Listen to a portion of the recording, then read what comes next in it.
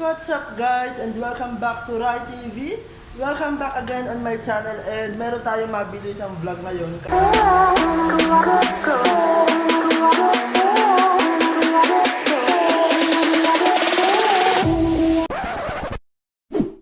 For today, nandito tayo ngayon sa kitchen. Yan. Pero wala tayo sa bahay. Nandito tayo ngayon sa school. So ang setting natin ay school and bakit tayo nandito? Kasi we're going to make a mango jam with a twist. Yes, with a twist. Kasi tomorrow, magkakaroon kami ng competition, division level, and itatrain ko yung bata ko. So I'm gonna show you how to cook, how to make a mango jam.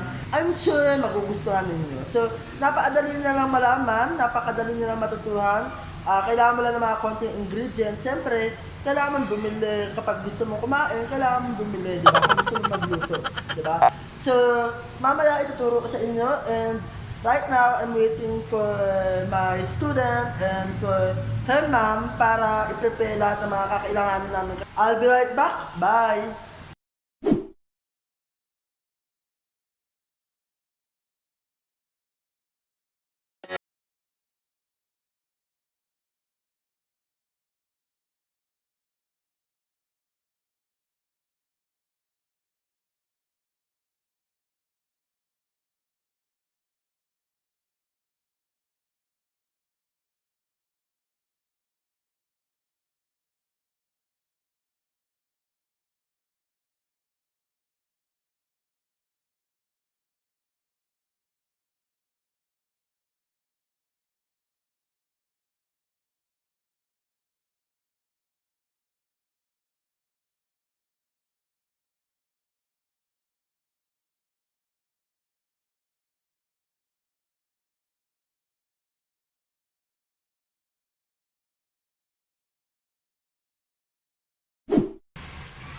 Yan, so kasama ko na po yung student ko and we're now doing the mango jam.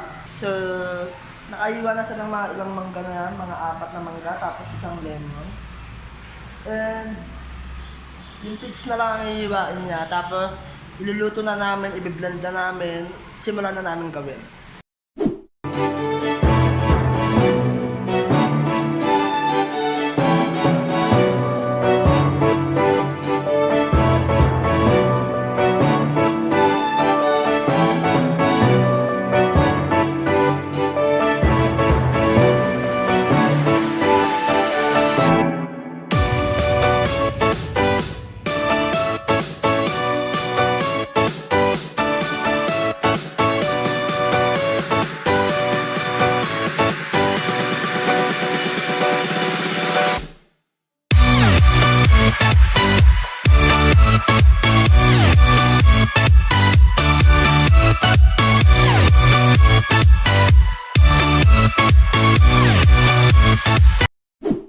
Yo!